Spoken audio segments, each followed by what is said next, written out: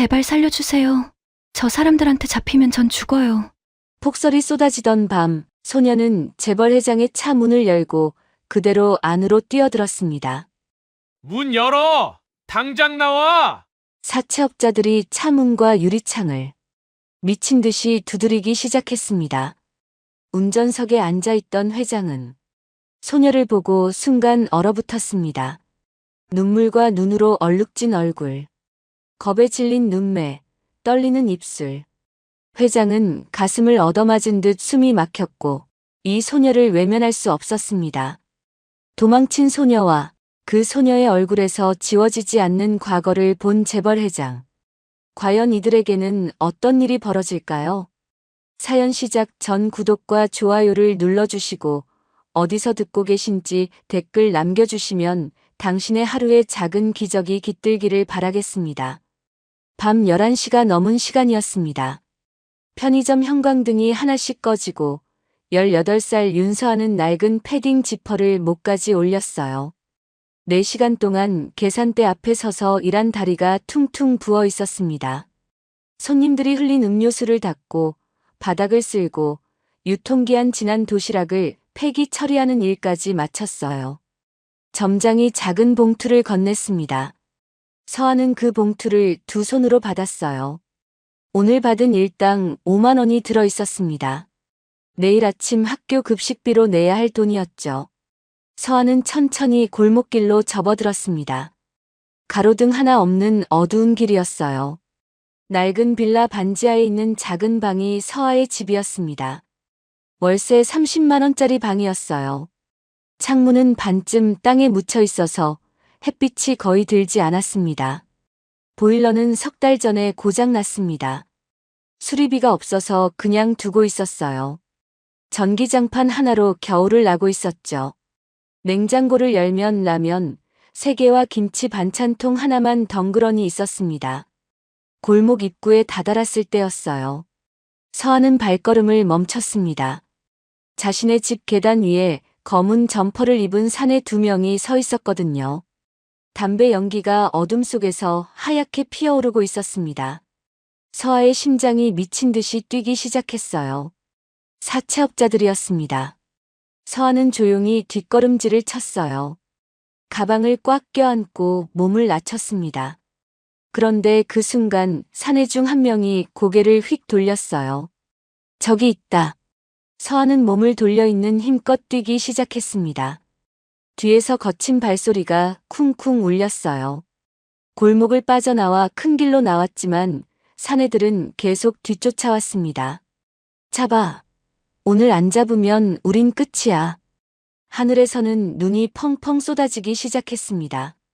서아의 가슴 주머니에서 휴대폰이 부르르 떨렸어요. 화면에는 박선영이라는 이름이 떠 있었습니다. 엄마 친구라며 법적 보호자를 자처했던 그 사람이었죠. 서아는 달리면서 문자를 흘끗 봤습니다. 도망쳐도 소용없어. 이자는 매 시간 불어난다. 서아의 손이 부들부들 떨렸습니다. 3일 전 박선영이 차갑게 말했던 목소리가 귓가에 맴돌았어요. 내 엄마가 날 보호자로 지정했어. 이 빚은 내 거야. 3천만 원. 일주일 안에 가져와. 3천만 원이라는 돈은 서아에게는 평생 모아도 만들 수 없는 큰 돈이었습니다. 어머니가 돌아가신 지 1년도 안 됐어요. 그런데 갑자기 나타난 박선영이 서아 명의로 빚을 만들어 놓은 거였습니다. 서아는 기차역 쪽으로 방향을 틀었습니다. 눈길이 미끄러웠어요. 발이 헛디뎌 그만 넘어지고 말았습니다. 무릎이 아스팔트에 세게 부딪혔어요. 따끔한 통증과 함께 피가 배어 나왔습니다. 가방이 벌어지면서 교복 리본과 학생증이 하얀 눈 위로 쏟아졌어요. 알바비 봉투도 함께 떨어졌습니다. 서아는 황급히 그것들을 주웠어요. 뒤돌아보니 사채업자 중 한 명이 쇠파이프를 번쩍 들고 있었습니다. 가로등 불빛에 반사된 쇠파이프가 번뜩였어요. 서아는 온몸에 소름이 쫙 돋았습니다. 저 사람들한테 잡히면 죽을 수도 있어. 그런 생각이 머릿속을 스쳤어요. 서아는 이를 악물고 다시 벌떡 일어났습니다. 무릎에서 피가 흘렀지만 신경 쓸 겨를이 없었어요. 살아야 한다. 어떻게든 살아야 한다. 서아는 마지막 남은 힘을 짜내며 달렸습니다. 발바닥이 얼얼하도록 세게 땅을 박차고 나갔어요. 앞쪽 신호등이 빨간불로 바뀌었습니다. 검은색 고급 승용차 한 대가 멈춰 서 있었어요. 번호판도 깨끗하고 차체도 반짝반짝 빛나는 비싼 차였습니다. 서아는 더 이상 생각할 시간이 없었습니다. 뒤에서 발소리가 바로 코앞까지 따라붙었거든요. 서아는 조수석 문을 확 잡아당겼습니다. 문이 열렸어요. 서아는 있는 힘껏 문을 열고 차 안으로 몸을 던졌습니다. 가슴이 터질 것 같았고 숨이 목구멍까지 차올랐어요. 뭐야? 왜 들어와요? 운전석에 앉아있던 중년 남자가 깜짝 놀라 소리쳤습니다. 50대 초반쯤 되어 보이는 단정한 인상의 남자였어요. 회색 정장을 말끔하게 차려입고 있었습니다. 강도현이었습니다. 서아는 숨을 헐떡이며 애원했습니다. 눈물이 주르륵 흘러내렸어요. 제발요. 한 번만. 저 사람들한테 잡히면 전 죽어요. 제발 살려주세요. 서아의 목소리는 떨리고 있었고 눈에는 눈물이 그득했습니다. 입술도 파랗게 질려 있었어요. 도연은 순간 당황했지만 백미러를 통해 뒤쪽을 봤습니다. 거친 인상의 사내들이 차를 향해 달려오고 있었어요. 쇠파이프를 든 사내의 얼굴이 일그러져 있었습니다. 문 열어. 애 데리고 나와. 당장. 사내들이 차 문을 주먹으로 쾅쾅 두드렸어요. 창문까지 세게 쳤습니다. 도연은 재빨리 중앙 잠금 버튼을 눌렀어요. 그리고 도연은 조수석의 서아를 똑바로 봤습니다. 눈물로 범벅이 된 얼굴, 파르르 떨리는 어깨, 피가 밴 무릎, 젖은 머리카락이 얼굴에 들러붙어 있었어요. 그런데 그 순간 도연의 머릿속에 오래된 기억 하나가 번개처럼 떠올랐습니다. 20년도 더 전 눈이 펑펑 내리던 겨울날이었습니다. 자신이 온 마음을 다해 사랑했던 여자의 얼굴이었어요. 맑고 깊은 눈동자, 작고 붉은 입술, 그리고 웃을 때마다 살짝 드러나던 왼쪽 볼의 보조개까지. 지금 눈앞에 앉아있는 이 소녀가 그 여자를 너무나 닮아 있었습니다. 똑같은 눈매, 똑같은 입술 모양이었어요. 도연의 가슴이 쿵 내려앉았습니다. 창밖에서는 사채업자들이 계속 고함을 지르고 욕설을 퍼붓고 있었어요. 도연은 정신을 차리고 이를 꽉 깨물었습니다. 잡히면 더 위험해진다. 도연은 엑셀을 힘껏 밟았습니다. 차가 부르릉 소리를 내며 급 출발했어요. 사채업자들이 놀라서 뒤로 휙 물러났습니다. 한 명은 바닥에 넘어지기까지 했어요. 폭설이 쏟아지는 어두운 도로 위로 검은 승용차가 빠르게 사라져갔습니다. 와이퍼가 쉴 새 없이 눈을 닦아냈어요. 서아는 조수석에 몸을 웅크린 채 거친 숨을 몰아쉬고 있었습니다. 온몸이 후들후들 떨렸어요. 차창 밖으로 하얀 눈송이가 끊임없이 날아가고 있었습니다. 두 사람을 태운 차는 어둠 속으로 달려갔습니다. 운명을 완전히 바꿔놓을 긴 밤이 이제 막 시작된 거였죠. 차 안에는 히터 소리만 웅웅 울리고 있었습니다. 서아는 조수석에 몸을 최대한 작게 웅크리고 앉아 있었어요. 떨리는 손으로 무릎의 상처를 가리려 했지만 피는 계속 배어 나왔습니다. 젖은 교복 치마가 피부에 착 달라붙어 있었어요. 도연은 핸들을 꽉 쥔 채 눈 내리는 도로를 달렸습니다. 와이퍼가 좌우로 쉴 새 없이 움직이고 있었어요. 차 안은 무거운 침묵으로 가득했습니다. 히터에서 나오는 따뜻한 바람이 차창의 김을 조금씩 걷어내고 있었어요. 잠시 후 서아가 조심스럽게 입을 열었습니다. 목소리가 너무 작아서 거의 들리지 않을 정도였어요. 신고하셔도 돼요. 제가 잘못했어요. 도연은 신호등 앞에서 차를 천천히 멈췄습니다. 그리고 고개를 돌려 서아를 똑바로 쳐다봤어요. 서아는 고개를 푹 숙이고 있었습니다. 젖은 머리카락 사이로 창백한 얼굴이 보였어요. 도연이 낮지만 단호한 목소리로 말했습니다. 지금 신고하면 네가 더 위험해. 서아가 깜짝 놀라 고개를 들었어요. 눈이 마주쳤습니다. 도연은 서아의 손을 봤어요. 손등에 긁힌 상처가 여러 개 있었고 손가락도 추위에 얼어서 빨갛게 부어 있었습니다. 손톱 밑에는 때가 끼어 있었어요. 도연은 뒷좌석을 뒤져 구급 상자를 꺼냈습니다. 흰색 플라스틱 상자였어요. 그리고 서아에게 건넸습니다. 상처 소독해. 서아는 고개를 저으며 손사래를 쳤어요. 괜찮아요. 이 정도는. 저 익숙해요. 도연의 표정이 굳어졌습니다. 익숙하다는 말이 마음에 걸렸어요. 이 아이가 얼마나 많이 다치며 살아왔을까 하는 생각이 들었습니다. 도연은 신호가 바뀌자 다시 차를 천천히 몰았어요. 어색한 침묵이 흘렀습니다. 그때 라디오에서 뉴스가 흘러나왔어요. 최근 미성년자를 대상으로 한 불법 대출 사기가 급증하고 있습니다. 법적 보호자를 사칭해 미성년자 명의로 수천만 원의 빚을 만드는 수법인데요. 피해자들은 대부분 부모를 잃은 청소년들로. 도연의 손이 라디오 쪽으로 갔습니다. 버튼을 눌러 끄려다가 멈췄어요. 힐끗 서아를 쳐다봤습니다. 서아는 창밖만 멍하니 바라보고 있었어요. 눈물이 볼을 타고 주르륵 흘러내리고 있었습니다. 도연이 조심스럽게 물었습니다. 너도 그런 거니? 뉴스에서 말하는. 서아는 대답 대신 작게 고개를 끄덕였습니다. 입술을 꽉 깨물고 있었어요. 도연은 라디오를 껐습니다. 그리고 천천히 부드럽게 말했어요. 처음부터 얘기해봐. 천천히. 급할 거 없어. 서아는 한참을 망설이다가 떨리는 목소리로 입을 열었습니다. 엄마가 작년에 돌아가셨어요. 암이었어요. 병원비를 많이 썼어요. 도연은 말없이 운전하며 듣고 있었습니다. 눈은 도로를 향했지만 귀는 서아의 이야기에 집중하고 있었어요. 엄마가 돌아가시고 전 혼자 남았어요. 그런데 엄마 친구분이 찾아오셨어요. 박선영이라는 분이요. 법적 보호자가 되어주겠다고 하셨어요. 서아의 목소리가 점점 더 떨렸습니다. 처음 석 달은 정말 잘해주셨어요.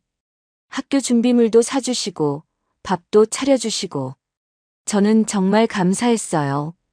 그런데 석 달 이후부터 갑자기 달라지셨어요. 도연의 손이 핸들을 더 세게 쥐었습니다. 어느 날 갑자기 빚 얘기를 하시는 거예요. 제 명의로 돈을 빌렸다고. 3천만 원이라고. 일주일 안에 가져오라고. 도연의 눈썹이 꿈틀했습니다. 3천만 원. 성인도 쉽게 갚을 수 없는 큰 돈이었어요. 하물며 18살 고등학생에게는 감당할 수 없는 돈이었습니다. 어른이라 믿었던 사람이 저를 이용했어요. 제 도장을 훔쳐서 서류에 막 찍으셨대요. 서아는 더 이상 말을 잇지 못하고 흐느꼈습니다.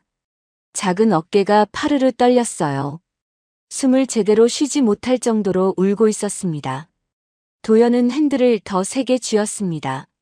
손등에 핏줄이 불끈 붉어졌어요. 분노가 뜨겁게 치밀어 올랐지만 억지로 참았습니다. 심호흡을 크게 한 번 했어요. 지금 어디 살고 있어? 반지하 원룸이요. 월세 30만 원인데 이번 달 못 냈어요. 집주인 아저씨가 나가라고 했어요. 가족은? 친척은? 아무도 없어요. 아빠는? 잘 모르겠어요. 엄마가 말 안 해주셨어요. 엄마 말고는 아무도. 이모도 외국에 계셔서 연락이 안 돼요. 도연의 심장이 쿵 하고 내려앉았습니다. 아버지를 모른다는 말. 그 말이 도연의 가슴을 깊이 찔렀어요. 도연은 신호등 앞에서 다시 차를 멈췄습니다. 서아를 돌아봤어요.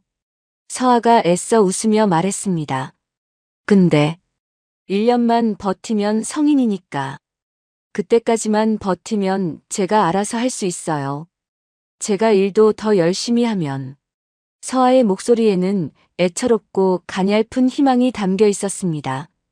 하지만 도연은 속으로 생각했어요. 1년? 아니, 이 아이는 내일도 위험하다. 오늘 밤도 위험하다. 서아가 조심스럽게 물었습니다. 근데 왜 저를 도와주세요? 저 처음 보는 사람인데. 이상한 사람일 수도 있잖아요. 도연은 한참 동안 대답하지 못했습니다. 그저 핸들만 꽉 쥐고 있었어요. 솔직히 자신도 이유를 정확히 알 수 없었습니다. 다만 이 아이를 그냥 길거리에 내버려 둘 수 없다는 생각뿐이었어요. 이 아이의 얼굴을 보니 자꾸만 옛 기억이 떠올랐습니다. 한참을 달린 끝에 도연이 입을 열었습니다. 당분간 내 집에 있어. 서아가 깜짝 놀라 도연을 봤어요. 눈이 휘둥그레졌습니다. 그건 안 돼요. 진짜 안 돼요. 더 폐를 끼치는 거잖아요. 전 괜찮아요. 도연이 단호하지만 부드럽게 말했습니다. 이미 끼쳤어. 네가 내 차 문 연 순간부터. 그리고 난 괜찮아. 서아는 아무 말도 할 수 없었습니다. 그저 눈물만 뚝뚝 흘렸어요. 그때 도연의 휴대폰이 불빛을 내며 진동했습니다. 화면을 보니 부재중 전화가 7통이나 쌓여 있었어요. 모두 부회장 최진우였습니다. 도연은 휴대폰을 집어들어 무음으로 전환했어요. 그리고 조수석 아래 넣어버렸습니다. 차는 도심을 벗어나 한적한 곳으로 향했습니다.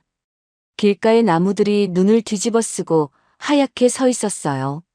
서아는 차창 밖을 보며 작게 중얼거렸습니다. 엄마, 미안해요. 제가 약해서. 엄마 혼자 두고. 눈은 계속 내리고 있었습니다. 검은 승용차는 큰 저택들이 늘어선 동네로 들어섰어요. 가로등도 드문드문 서 있고 집들도 높은 담장과 큰 대문으로 둘러싸여 있었습니다. 서아는 점점 작아지는 기분이 들었어요. 그런데 그때였습니다. 멀리 떨어진 곳에서 한 남자가 망원 카메라로 이 모습을 찍고 있었어요. 검은 코트를 입은 남자는 차 번호를 수첩에 빠르게 적었습니다. 그리고 휴대폰을 꺼내 누군가에게 전화를 걸었어요. 부회장님, 저 김 비서입니다. 회장님 차가 이상한 곳으로 가고 있습니다. 조수석에 젊은 여자가 타고 있었습니다. 전화기 너머로 차갑고 날카로운 목소리가 들려왔습니다. 계속 지켜봐. 모든 걸 빠짐없이 보고해. 남자는 전화를 끊고 차의 뒤를 조심스럽게 따라갔습니다. 눈 내리는 밤 누군가의 차가운 시선이 두 사람을 몰래 쫓고 있었던 거였죠. 차가 큰 철문 앞에서 멈췄습니다. 도연이 리모컨을 눌러 문을 열었어요. 철문이 천천히 양쪽으로 열리며 넓은 정원이 모습을 드러냈습니다. 정원에는 키 큰 소나무들이 서 있었고 눈이 소복하게 쌓여 있었어요. 서아는 입을 다물지 못했습니다. 차창 밖으로 보이는 저택은 텔레비전에서나 봤던 그런 집이었어요. 3층짜리 크림색 건물에 넓은 유리창들이 환하게 빛나고 있었습니다. 차가 현관 앞에 섰습니다. 도연이 먼저 내렸어요. 서아는 차 안에서 움직이지 못했습니다. 다리가 굳어버린 것 같았어요. 도연이 조수석 문을 열어주었습니다. 내리렴. 서아는 천천히 차에서 내렸습니다. 현관문이 열리고 60대쯤 되어 보이는 여자가 나왔어요. 단정한 옷차림의 가정부 이숙자였습니다. 회장님 늦으셨네요. 걱정했. 이숙자는 서아를 보고 말을 멈췄습니다. 젖은 교복을 입고 무릎에 피가 밴 소녀를 보고 깜짝 놀랐어요. 세상에 이 아이가. 도연이 조용히 말했습니다. 설명은 나중에 할게요. 일단 이 아이 씻을 수 있게 준비해 주세요. 옷도 깨끗한 걸로. 이숙자는 고개를 끄덕이고 서아에게 다가왔어요. 따뜻한 미소를 지으며 말했습니다. 아가씨, 이리 오세요. 따뜻한 물로 씻어야죠. 감기 걸리겠어요. 서아는 이숙자를 따라 집 안으로 들어갔습니다. 현관을 지나자 넓은 거실이 나타났어요. 큰 샹들리에가 천장에 매달려 있었고 가죽 소파가 놓여 있었습니다. 바닥은 대리석이었어요. 서한은 주눅이 들어 점점 어깨가 움츠러들었습니다. 신발을 벗으며 서한은 더욱 주저했어요. 양말에 구멍이 나 있었거든요. 하지만 이숙자는 아무렇지 않게 서아의 손을 잡아 2층으로 안내했습니다. 여기가 손님 방이에요. 욕실은 저쪽이고요. 방문을 열자 깨끗한 침대와 화장대가 보였습니다. 서아가 평생 살아온 반지하 방의 3배는 되어 보였어요. 창문도 크고 커튼도 고급스러웠습니다. 이숙자가 옷장에서 편안한 옷을 꺼내 침대 위에 놓았습니다. 일단 씻고 나오세요. 음식도 준비할게요. 서아는 고개를 깊이 숙여 인사했어요. 감사합니다. 이숙자가 나가고 서아는 혼자 방에 남았습니다. 욕실로 들어가 거울을 봤어요. 창백한 얼굴에 눈은 퉁퉁 부어 있었고 머리카락은 엉망이었습니다. 서아는 따뜻한 물로 조심스럽게 몸을 씻었어요. 무릎의 상처에 물이 닿자 따끔했지만 참았습니다. 오랜만에 느껴보는 따뜻한 물이었어요. 반지하 방에서는 보일러가 고장나서 석 달째 찬물로만 씻었거든요. 씻고 나와서 이숙자가 준비해준 옷을 입었습니다.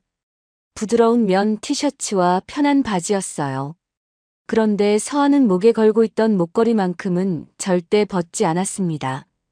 은색으로 된 오래된 목걸이였어요.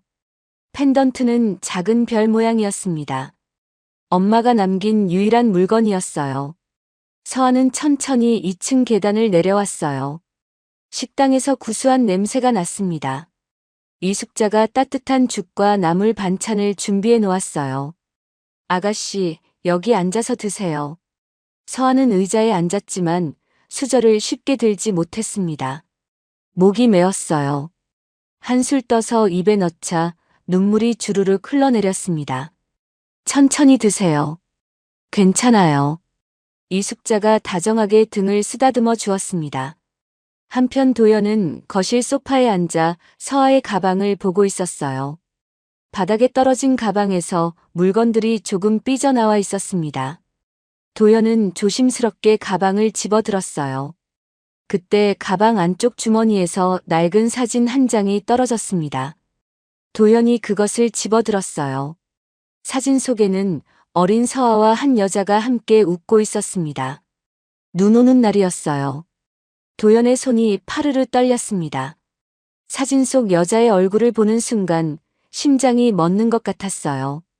맑은 눈동자, 작은 입술, 왼쪽 볼의 보조개, 그리고 목에 걸고 있던 은색별 모양 목걸이.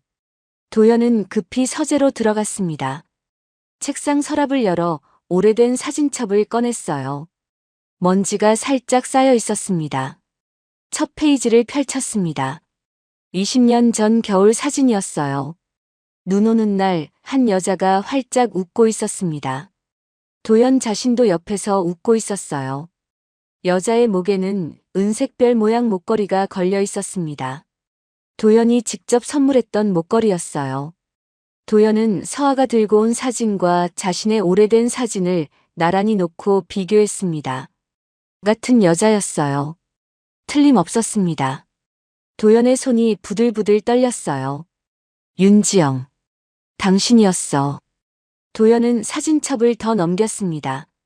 마지막 장에 끼워져 있던 작은 메모가 떨어졌어요. 18년 전 날짜가 적혀 있었습니다. 도연아, 미안해. 다시는 연락 안 할게. 짧은 글귀였지만 도연의 가슴을 깊이 찔렀습니다. 도연은 주먹으로 책상을 쳤어요. 소리가 둔탁하게 울렸습니다. 도연은 휴대폰을 꺼내 빠르게 계산기를 두드렸습니다. 18년 전. 그리고 지금 서아의 나이 18살. 계산이 딱 맞아떨어졌어요. 목걸이, 사진 속 얼굴, 닮은 눈매, 그리고 나이까지. 모든 것이 한 가지 사실을 가리키고 있었습니다. 도연은 의자에 털썩 주저앉았어요. 머리를 양손으로 감싸 쥐었습니다. 온몸이 떨렸어요. 설마 설마 그럴 리가. 하지만 마음속 깊은 곳에서는 이미 알고 있었습니다. 도연은 떨리는 손으로 휴대폰을 들어 비서에게 조용히 전화를 걸었어요. 내일 아침 일찍 병원에 유전자 검사 예약해줘. 아주 비밀로. 절대 누구한테도 말하지 마. 전화를 끊고 도연은 사진을 다시 들여다봤습니다. 사진 속 어린 서아는 환하게 웃고 있었어요. 엄마 품에 안겨서 정말 행복해 보였습니다. 도연의 눈에서 눈물이 한 방울 떨어졌습니다. 그때 복도에서 발소리가 들렸어요. 도연은 황급히 사진을 서랍에 넣고 얼굴을 닦았습니다. 한편 서아는 식사를 마치고 방으로 돌아왔습니다. 침대에 누워 천장을 바라봤어요. 주변을 둘러봤습니다. 큰 침대, 깨끗한 이불, 따뜻한 방. 평생 경험해보지 못한 환경이었어요. 서아는 혼잣말로 중얼거렸습니다. 나 같은 애가 여기 있을 자격이 있나? 이 사람은 재벌이고 나는 반지하에서 라면 먹고 사는 애인데. 서아는 창문으로 다가가 밖을 내다봤어요. 넓은 정원과 소나무들이 달빛에 비치고 있었습니다. 서아는 작게 한숨을 쉬었어요. 빨리 나가야 해. 더 패 끼치기 전에. 내일 아침에 나가자. 서아는 침대로 돌아와 누웠습니다. 손으로 목걸이를 만지작거렸어요. 엄마 목소리가 들리는 것 같았습니다. 서아야, 이 목걸이는 엄마한테 정말 소중한 거야. 너도 소중히 간직해. 서아는 눈물을 흘리며 잠에 들었습니다. 같은 시각, 도연은 서아의 방 앞 복도에 서 있었어요. 문틈으로 작은 불빛이 새어나오고 있었습니다. 손을 들어 노크하려 했어요. 하지만 그대로 멈췄습니다. 아직 확실하지 않아. 검사 결과를 봐야 해. 도연은 손을 내리고 조용히 돌아섰습니다. 긴 밤이 천천히 지나가고 있었어요. 다음 날 아침 햇살이 커튼 사이로 들어왔습니다. 서아는 눈을 떴어요. 낯선 천장이 보였습니다. 순간 어디인지 헷갈렸다가 어젯밤 일이 떠올랐어요. 서아는 벌떡 일어났습니다. 시계를 보니 아침 8시였어요. 학교 가는 시간은 이미 지났습니다. 하지만 어차피 학교에 갈 수 없었어요. 사채업자들이 학교 앞에서 기다리고 있을 테니까요. 서아는 침대에서 내려와 창문 밖을 봤습니다. 넓은 정원에는 어젯밤 내린 눈이 하얗게 쌓여 있었어요. 너무나 평화로운 풍경이었습니다. 노크 소리가 들렸어요. 이숙자의 목소리였습니다. 아가씨, 아침 식사 준비됐어요. 서아는 황급히 대답했습니다. 네, 금방 내려갈게요.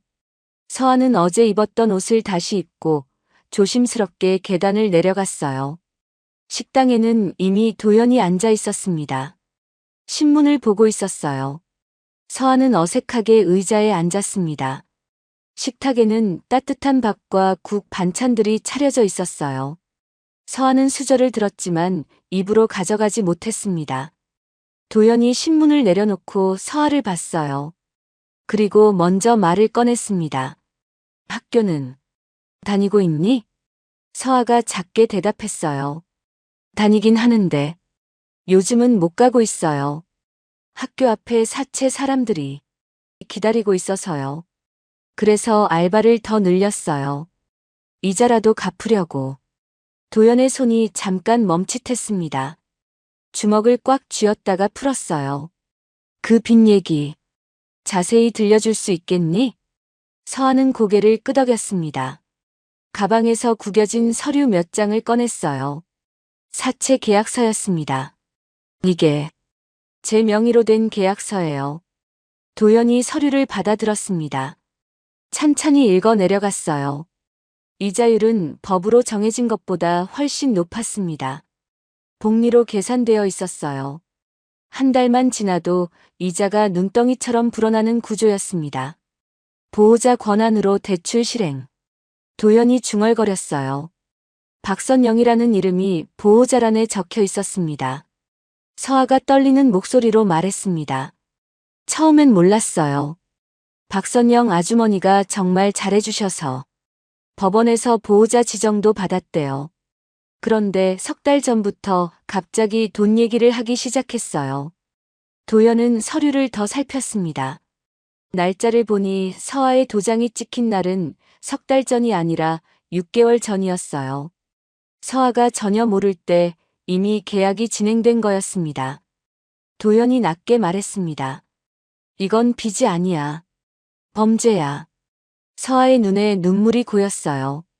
그래도 제 도장이 찍혀 있잖아요. 제 이름으로 된 거니까 제가 갚아야 하는 거 아닌가요? 도연이 단호하게 고개를 저었습니다. 넌 미성년자야. 법적으로 무효야. 그리고 네가 동의하지 않은 계약은 효력이 없어. 도연은 휴대폰을 꺼내 회사 법무팀에 전화를 걸었어요. 하지만 조용히 말했습니다. 이거는 절대 비밀로 해. 다른 팀원들한테도 알리지 마. 전화를 끊고 도연은 서아를 봤습니다. 당분간 여기서 안전하게 지내. 내가 해결할게. 그때 서아의 휴대폰이 진동했습니다. 문자가 온 거였어요. 화면을 보니 박선영이었습니다. 어디 숨었어? 내일까지 50만 원 가져와. 못 가져오면 너희 엄마 무덤 파버린다. 서아의 얼굴이 하얗게 질렸습니다. 손이 부들부들 떨렸어요. 도연이 서아의 휴대폰 화면을 봤습니다. 도연의 얼굴이 굳어졌어요. 입술을 꽉 깨물었습니다. 이런 협박을 계속 받았니? 서아가 작게 고개를 끄덕였습니다. 매일 문자가 와요. 전화도 수십 통씩. 도연은 분노로 이를 갈았습니다. 하지만 서아 앞에서는 애써 참았어요. 이제 걱정하지 마. 절대 내게 손대지 못하게 할 테니까. 한편 회사에서는 부회장 최진우가 비서를 불러들이고 있었습니다. 사무실 문이 닫히자 최진우가 물었어요. 회장 어제 어디 갔었어? 비서가 조심스럽게 대답했습니다. 집에 바로 안 들어가시고 어딘가 다른 곳으로 갔다고 합니다. 최진우의 눈이 가늘어졌습니다. 요즘 회장님 판단이 흐려지신 것 같아. 회의도 자주 빠지시고 뭔가 문제가 있는 거 아니야? 비서는 대답하지 않았어요. 최진우가 창밖을 보며 중얼거렸습니다. 계속 지켜봐. 회장님 일거수일투족을 다 보고해. 같은 시각 도연의 저택에서는 서아가 자기 방으로 돌아가고 있었습니다. 이숙자가 따라오며 물었어요. 아가씨, 괜찮으세요? 얼굴이 너무 창백해요. 서아가 애써 웃으며 대답했습니다. 괜찮아요. 그냥 피곤해서. 방으로 들어온 서아는 침대에 주저앉았어요. 휴대폰을 다시 봤습니다. 박선영의 문자가 또 왔어요. 도망쳤다고 끝난 줄 알아? 널 찾아낼 거야. 어디 있든. 서아는 휴대폰을 꽉 쥐었습니다. 몸이 덜덜 떨렸어요. 이 사람한테서 정말 벗어날 수 있을까? 한편 도연은 서재에서 법무팀장과 통화하고 있었습니다. 미성년자 명의 불법 대출 건이야. 박선영이라는 사람을 조사해줘. 조용히. 법무팀장이 조심스럽게 물었어요. 회장님, 이거는 개인적으로 처리하시는 게 좋지 않을까요? 회사 자원을 쓰시면. 도연이 단호하게 말했습니다. 회사 자원 쓰는 게 문제냐? 법무팀장이 망설이다 말했습니다. 부회장님께서 계속 회장님 동선을 물어보십니다. 도연의 눈빛이 차갑게 변했습니다. 최진우. 그 이름이 머릿속을 스쳤어요. 긴장이 감도는 하루가 천천히 지나가고 있었습니다. 며칠이 흘렀습니다. 서아는 조금씩 저택 생활에 익숙해지고 있었어요. 하지만 여전히 불편했습니다. 너무 넓은 집, 너무 좋은 음식, 너무 편한 침대. 모든 게 자신과는 어울리지 않는 것 같았어요. 그날 오후 이숙자가 서아의 방으로 따뜻한 우유와 간식을 가져왔습니다. 쟁반에는 갓 구운 쿠키도 놓여 있었어요. 아가씨, 이거 드세요. 회장님이 일부러 사오라고 하셨어요. 서아는 고개를 들었습니다. 눈이 빨갛게 부어 있었어요. 울었던 흔적이 역력했습니다. 감사합니다. 근데 전 정말 괜찮아요. 이숙자가 서아 옆에 앉으며 다정하게 말했어요. 괜찮은 척하지 마세요. 아줌마가 다 알아요. 힘들면 힘들다고 해도 돼요. 서아는 참았던 눈물이 또 나왔습니다. 이숙자가 등을 쓰다듬어 주었어요. 처음으로 서아는 작은 미소를 지었습니다. 하지만 그 미소는 금방 사라졌어요. 죄책감이 밀려왔거든요. 한편 회사에서는 부회장 최진우가 비밀 회동을 하고 있었습니다. 호텔 커피숍 구석 자리였어요. 건너편에는 사설 탐정이 앉아 있었습니다. 최진우가 낮은 목소리로 물었습니다. 조사는 어떻게 됐어?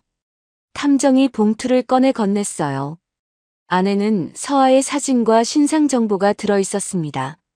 윤서아, 18살. 고아입니다. 현재 법적 보호자는 박선영이라는 여자고요. 사체 문제로 쫓기고 있습니다. 최진우의 입꼬리가 올라갔습니다. 사체. 흥미롭군. 탐정이 덧붙였어요. 회장님이 그 아이를 집에 데려간 이후로 법무팀의 미성년자 불법 대출 건을 조사하라고 지시했답니다. 아주 은밀하게요. 최진우가 손가락으로 책상을 톡톡 두드렸습니다. 회장이 미성년자를 집에 숨기고 있다. 이거 좋은 소재인데? 탐정이 조심스럽게 물었어요. 어떻게 하시겠습니까? 최진우가 차갑게 웃었습니다. 일단 더 지켜봐. 그리고 그 박선영이라는 여자 연락처를 알아내. 다음 날 아침이었습니다. 도연은 병원 주차장 차 안에 홀로 앉아 있었어요. 손에는 봉투 하나가 들려 있었습니다. 유전자 검사 결과였어요. 봉투를 바라보는 도연의 손이 파르르 떨렸습니다. 숨을 크게 들이마셨어요. 그리고 천천히 봉투를 뜯었습니다. 결과지를 꺼내 펼쳤어요. 글자들이 눈앞에서 흔들렸습니다. 한 글자 한 글자 읽어내려가는데 심장이 미친 듯이 뛰었어요. 그리고 마지막 문장에서 눈이 멈췄습니다. 친자관계 확률 99.99%. 도연의 숨이 멎었습니다. 결과지를 든 손이 부들부들 떨렸어요. 입술이 바짝 말랐습니다. 목구멍이 조여오면서 숨쉬기가 힘들었어요. 네. 내 딸. 도연은 결과지를 가슴에 꽉 껴안았습니다. 그리고 눈을 감았어요. 눈물이 주르륵 흘러내렸습니다. 처음에는 조용히 울었지만 이내 어깨가 들썩이기 시작했어요. 18년이었습니다. 18년 동안 자신에게 딸이 있다는 사실조차 몰랐어요. 그 아이가 세상에 태어난 순간도, 첫걸음을 뗀 순간도, 학교에 처음 간 날도 아무것도 함께하지 못했습니다. 도연의 머릿속에 지영의 얼굴이 떠올랐어요. 눈 내리던 날, 마지막으로 만났던 그날. 지영은 울고 있었습니다. 도연아, 우리 이제 그만 만나자. 왜 갑자기? 부모님이 반대하시잖아. 난 너한테 짐이 되고 싶지 않아. 도연은 지영을 붙잡으려 했지만 지영은 돌아섰어요. 그리고 다시는 전화를 받지 않았습니다. 도연은 몇 달 동안 지영을 찾아다녔지만 완전히 사라진 뒤였어요. 그리고 18년이 흘렀습니다.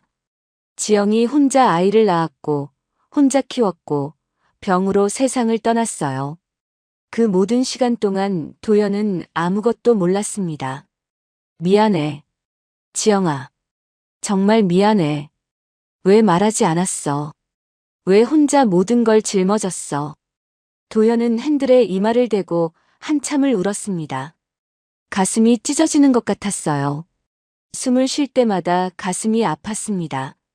그리고 서아의 얼굴이 떠올랐어요. 폭설 속에서 떨며 차에 올라탔던 그날. 무릎에서 피를 흘리던 모습. 사채업자들에게 쫓기던 어린 딸. 내가 지켜줘야 했는데. 18년 동안 혼자 그렇게 힘들게. 도연은 주먹으로 핸들을 쳤습니다. 한 번, 두 번, 세 번. 손이 아팠지만 계속 쳤어요. 분노와 슬픔과 후회가 뒤섞여 터져 나왔습니다. 한참을 그렇게 앉아 있다가 도연은 겨우 정신을 차렸어요. 백미러로 자신의 얼굴을 봤습니다. 눈이 빨갛게 부어 있었어요. 손수건으로 얼굴을 닦았습니다. 지금 말해야 할까? 아니야, 아직은. 서아도 혼란스러워할 거야. 그리고 최진우 같은 놈들이 이걸 알면. 도연은 결과지를 조심스럽게 접어 주머니에 넣었습니다.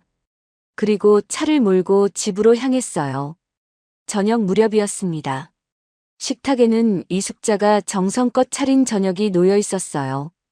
도연과 서아는 마주 앉았습니다. 어색한 침묵이 흘렀어요.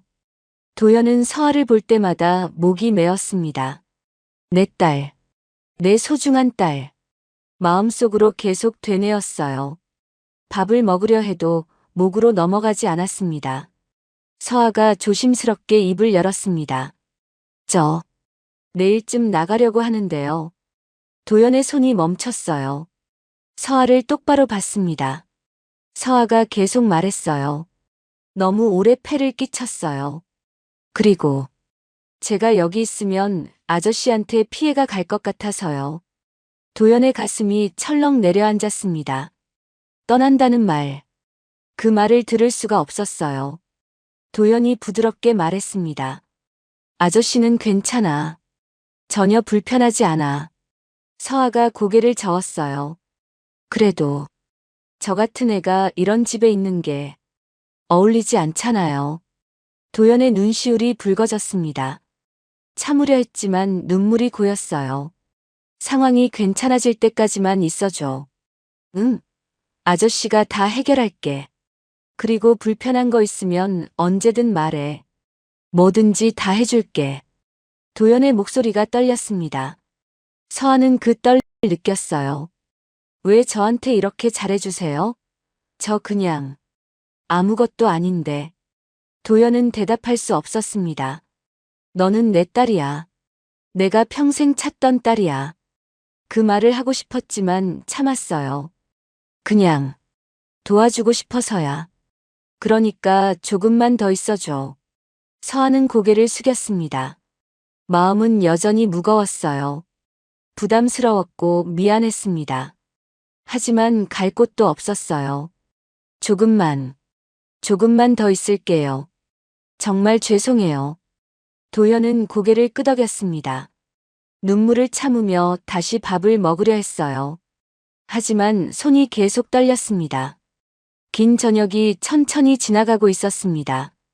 그날 밤 서아는 침대에 누워 천장만 바라봤습니다. 잠이 오지 않았어요. 눈을 감으면 저녁 식사 때 본 아저씨의 얼굴이 떠올랐습니다. 따뜻했지만 어딘가 슬퍼 보이던 그 눈빛. 자신 때문에 저런 표정을 짓는다는 게 견딜 수 없었어요. 시계를 봤습니다. 새벽 3시였어요. 서아는 조용히 일어나 앉았습니다. 결심을 굳혔어요. 더 이상 여기 있으면 안 돼. 이분한테 피해만 끼칠 뿐이야. 서아는 가방을 꺼내 옷을 챙기기 시작했습니다. 손이 떨렸어요. 이숙자가 빨아준 깨끗한 옷들을 만지작거렸습니다. 이 옷들마저 받은 거라 미안했어요. 결국 자신이 원래 가져온 낡은 옷만 가방에 넣었습니다. 책상 서랍에서 메모지를 꺼냈습니다.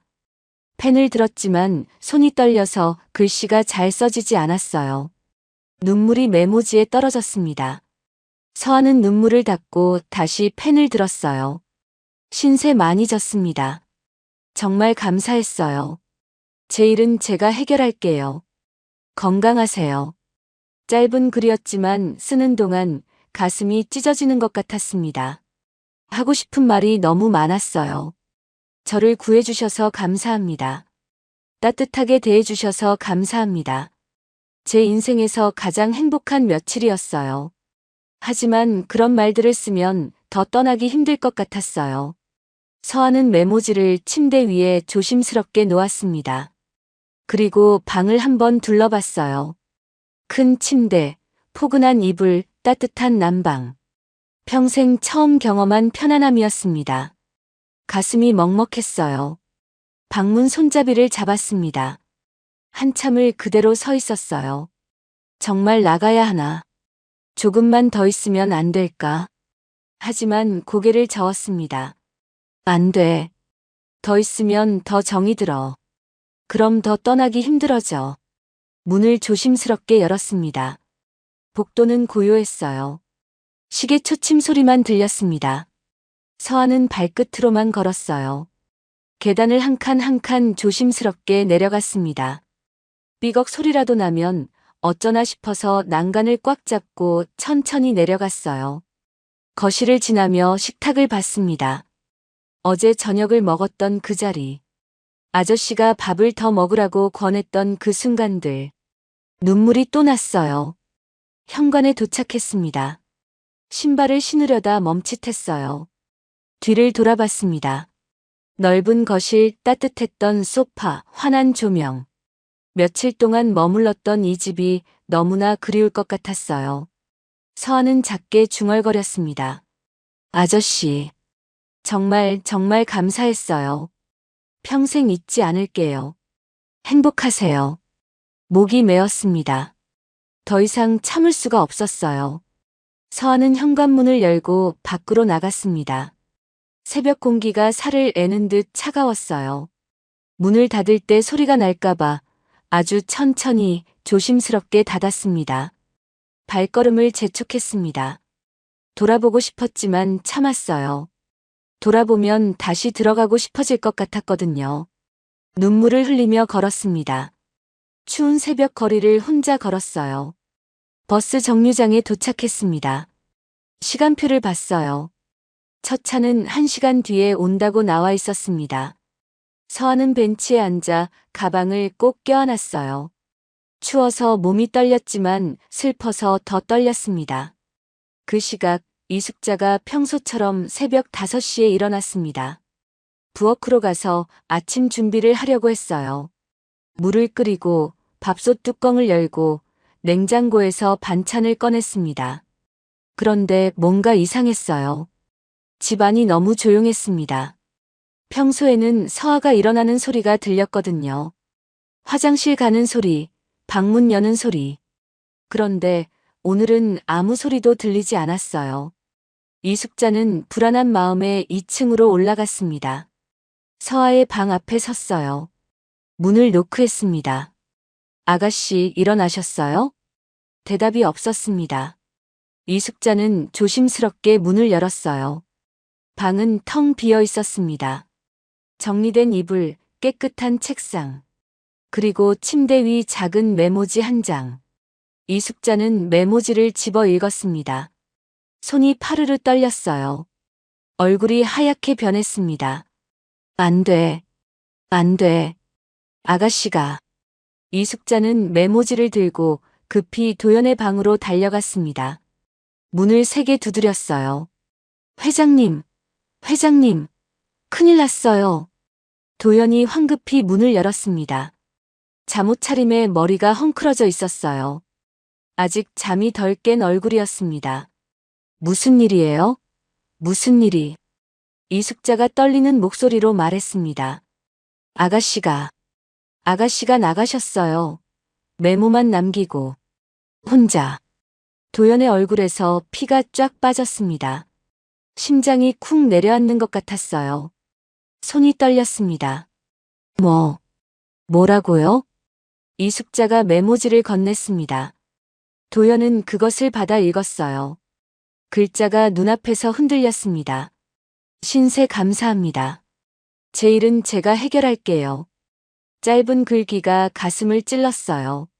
안 돼. 안 돼. 또 놓칠 순 없어. 도연은 급히 옷을 갈아입기 시작했습니다. 손이 떨려서 셔츠 단추를 잠그기도 힘들었어요. 2번이나 단추 구멍을 잘못 끼웠습니다. 차 열쇠를 집어들며 이숙자에게 말했어요. 기차역으로 갈게요. 분명 거기 있을 거예요. 도연은 계단을 뛰어내려갔습니다. 현관문을 열고 차로 달려갔어요. 시동을 걸며 손이 계속 떨렸습니다. 핸들을 꽉 쥐고 엑셀을 힘껏 밟았어요. 제발. 제발 아직 거기 있어줘.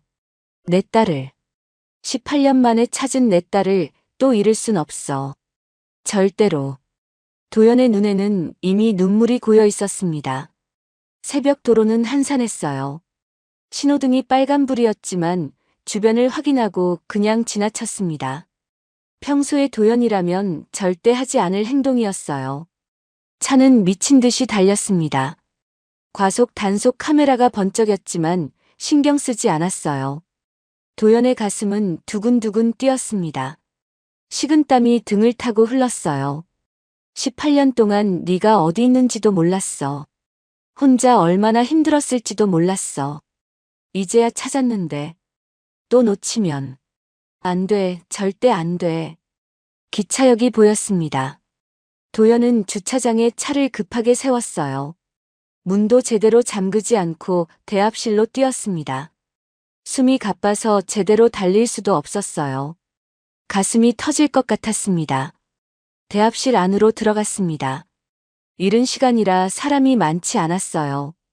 도연은 사람들 사이를 헤집고 다니며 서아를 찾았습니다. 심장이 미친 듯이 뛰었어요. 어디 있어? 서아야. 제발.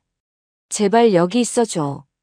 그리고 구석 벤치에서 작게 웅크리고 앉아있는 서아를 발견했습니다. 가방을 꼭 껴안고 고개를 숙이고 있었어요. 어깨가 파르르 떨리고 있었습니다. 도연의 다리에 힘이 풀렸습니다. 그 자리에 주저앉을 뻔했어요. 안도감이 밀려왔습니다. 눈물이 주르륵 흘러내렸어요. 서아야. 도연은 떨리는 다리로 서아에게 걸어갔습니다. 발소리를 듣고 서아가 고개를 들었어요. 도연을 보는 순간 깜짝 놀라 벌떡 일어났습니다. 눈이 퉁퉁 부어 있었어요. 아, 아저씨. 도연이 서아에게 다가가 손을 뻗었습니다. 서아의 팔을 꽉 잡았어요. 놓치면 안 될 것 같았습니다.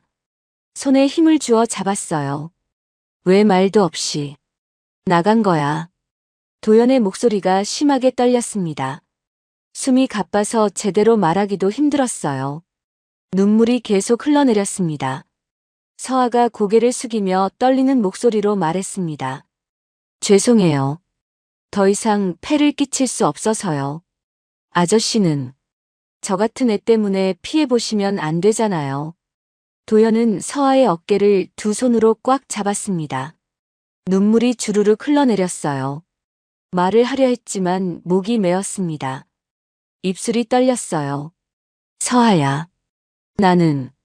도연은 입을 열었다 닫았다를 반복했습니다. 18년 동안 하지 못했던 말. 하지만 해야 하는 말이었어요. 숨을 크게 들이마셨습니다. 너를 18년 동안 찾고 있었어. 서아가 고개를 들어 도연을 봤습니다. 도연의 눈에는 눈물이 가득했어요. 도연이 떨리는 목소리로 계속 말했습니다. 내 엄마, 윤지영. 내가 20년 전에 정말 사랑했던 사람이야. 결혼까지 약속했어. 그런데 부모님이 반대하셔서 헤어졌어. 서아는 숨을 죽이고 들었습니다. 그 후로 18년이 지났어. 너희 엄마가 임신한 줄 전혀 몰랐어. 그리고 너는. 도연의 목소리가 점점 더 떨렸습니다. 너는 내 딸이야. 확인했어. 내 친딸이야. 서아는 믿을 수 없다는 듯 눈이 커졌습니다. 고개를 저었어요. 뒷걸음질을 쳤습니다. 무슨 말씀이세요? 그럴 리 없어요. 엄마가 말해줬을 텐데. 도연이 주머니에서 접힌 서류를 꺼냈습니다. 유전자 검사 결과지였어요. 떨리는 손으로 서아에게 건넸습니다. 여기. 증거가 있어. 친자 확률 99.99%. 서아는 서류를 받아 펼쳤습니다. 글자를 읽어 내려갔어요. 눈앞이 하얘졌습니다. 서류가 손에서 떨어졌습니다. 서아는 그 자리에 주저앉았어요. 다리에 힘이 완전히 빠졌습니다. 아니에요. 이건 거짓말이에요. 엄마가. 도연이 서아 앞에 무릎을 꿇었습니다. 서아의 손을 꽉 잡았어요. 내 엄마는 혼자 모든 걸 짊어지려고 했어. 나한테 말하지 않았어. 나한테 짐이 되고 싶지 않았던 거야. 미안해. 정말 미안해. 18년 동안 너를 지켜주지 못해서. 두 사람은 새벽 기차역에서 한참을 울었습니다. 도연은 서아를 꽉 안아주었어요. 서아도 도연을 껴안았습니다. 긴 울음이 계속됐어요. 내가 찾았어. 내 딸을. 18년 만에. 이제 아빠가 지켜줄게. 절대 혼자 두지 않을게. 새벽 기차역에 따뜻한 햇살이 비치기 시작했습니다. 긴 울음이 끝나고 두 사람은 한참을 말없이 앉아 있었습니다. 기차역 대합실에는 사람들이 하나둘 늘어나고 있었어요. 출근하는 사람들의 발소리가 바쁘게 오갔습니다. 누군가는 서둘러 계단을 오르고 누군가는 자판기 앞에서 커피를 뽑았어요. 도연이 먼저 일어나 서아에게 손을 내밀었습니다. 서아는 그 손을 잡고 천천히 일어났어요. 다리에 힘이 없어서 휘청거렸습니다. 도연이 서아의 팔을 받쳐주었어요. 따뜻한 손길이었습니다. 차로 걸어가는 동안 서아는 계속 도연을 흘끔흘끔 쳐다봤어요. 옆모습을 보고 걸음걸이를 보고 손을 봤습니다. 이 사람이 정말 내 아빠구나. 실감이 나지 않았어요. 꿈을 꾸는 것 같았습니다. 차에 탔습니다. 도연이 시동을 걸었지만 바로 출발하지 않았어요. 핸들을 잡은 채 한참을 그대로 있었습니다. 창밖에는 아침 햇살이 비치고 있었어요. 도연이 조심스럽게 입을 열었습니다. 서아야. 앞으로 아빠라고 불러도 돼. 아니, 불러줬으면 좋겠어. 서아는 입술을 파르르 떨었습니다. 아빠라는 단어. 평생 한 번도 불러본 적 없는 호칭이었어요. 입 밖으로 나오지 않았습니다. 목이 메었어요. 도연이 서아의 손을 꽉 잡았습니다. 따뜻하고 큰 손이었어요. 집으로 가는 길은 조용했습니다. 라디오도 켜지 않았어요. 하지만 이상하게 편안했습니다. 침묵이 불편하지 않았어요. 가끔 도연이 서아를 힐끗 쳐다봤고 서아도 도연을 몰래 쳐다봤습니다. 집에 도착하자 이숙자가 현관문을 열고 기다리고 있었습니다. 눈이 빨갛게 부어 있었어요. 서아를 보는 순간 달려와 꼭 안아주었습니다. 도연이 이숙자에게 조용히 말했어요. 이숙자 씨, 알려드릴 게 있어요. 서아는 제 딸입니다. 이숙자의 눈이 동그래졌습니다. 입이 떡 벌어졌어요. 서아를 다시 봤습니다. 그리고 눈물을 흘리며 환하게 웃었어요. 기쁨과 놀라움이 뒤섞인 표정이었습니다. 이숙자는 정성껏 아침 식사를 차렸습니다. 식탁에는 따뜻한 미역국과 밥, 여러 반찬이 놓였어요. 김치찌개 냄새가 집 안가득 퍼졌습니다. 도연과 서아는 마주 앉았습니다. 어제와는 완전히 다른 분위기였어요. 어색하지만 따뜻했습니다. 도연은 서아의 밥그릇에 국을 떠서 놓아주었어요. 서아는 그 모습을 보며 코끝이 찡해졌습니다. 그날 오후 도연은 며칠 만에 회사에 출근했습니다. 밀린 회의가 산더미처럼 쌓여 있었어요. 서아는 집에 남았습니다. 혼자 방에 앉아 창밖을 바라봤어요.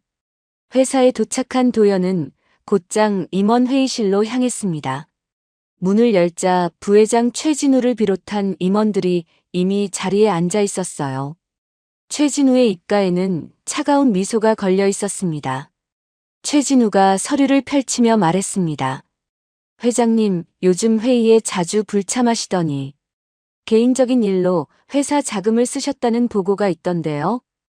회의실 안의 공기가 차갑게 식었습니다. 다른 임원들도 수군거리기 시작했어요. 도연은 침착하게 자리에 앉았습니다. 표정 하나 변하지 않았어요. 회의가 끝나고 도연은 사무실로 돌아왔습니다. 비서가 노트북을 들고 황급히 들어왔어요. 얼굴이 창백했습니다. 도연이 컴퓨터 화면을 봤습니다. 인터넷 뉴스 사이트였어요. 메인 화면에 큼지막한 제목이 떠 있었습니다.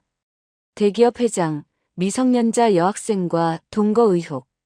도연의 얼굴에서 피가 쫙 빠졌습니다. 기사를 클릭해서 읽었어요.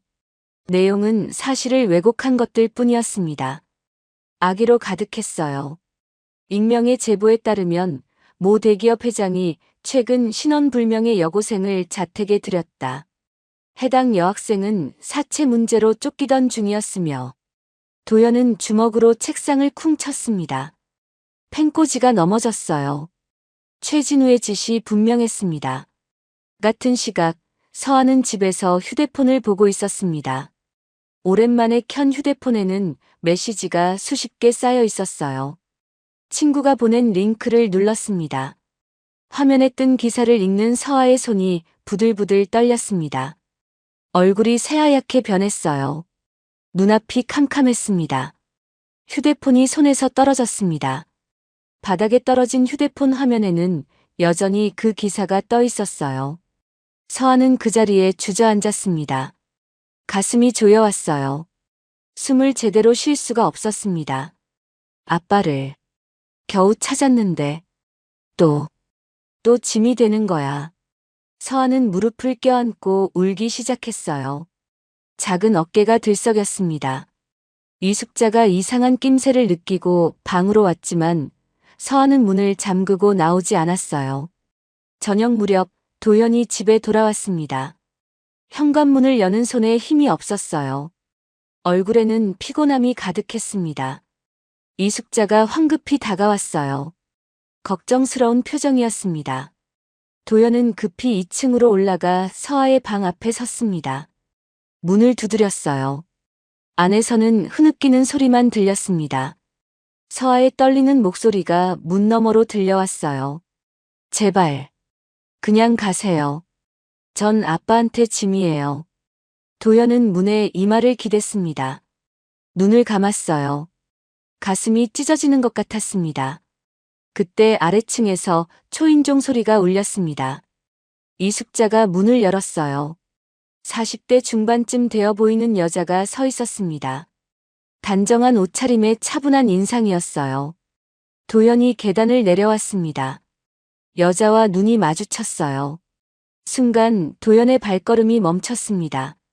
그 여자의 얼굴에서 지영의 모습이 보였거든요. 여자가 조용히 말했습니다. 저는 윤서진입니다. 서아 이모예요.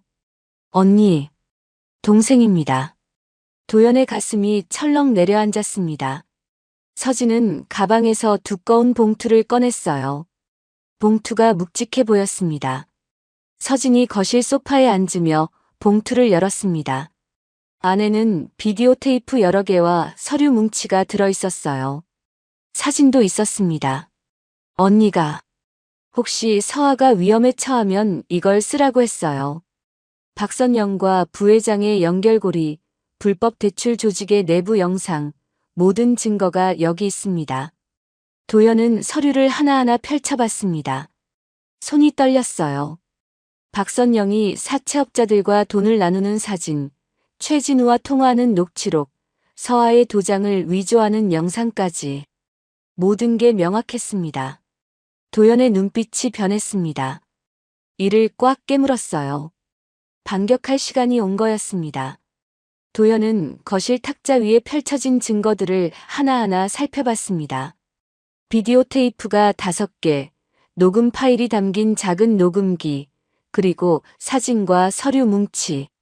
손으로 만져보니 묵직했어요. 모든 게 박선영과 최진우의 범죄를 증명하는 것들이었습니다. 서진이 소파에 앉으며 조용히 말했습니다. 언니가 서아를 임신했을 때부터 모든 걸 기록했어요. 혹시 모를 일에 대비해서요. 박선영이라는 사람이 처음 나타났을 때부터 의심했대요. 도연의 손이 멈췄습니다. 지영이 얼마나 혼자 무거운 짐을 짊어지고 살았는지 실감이 났어요.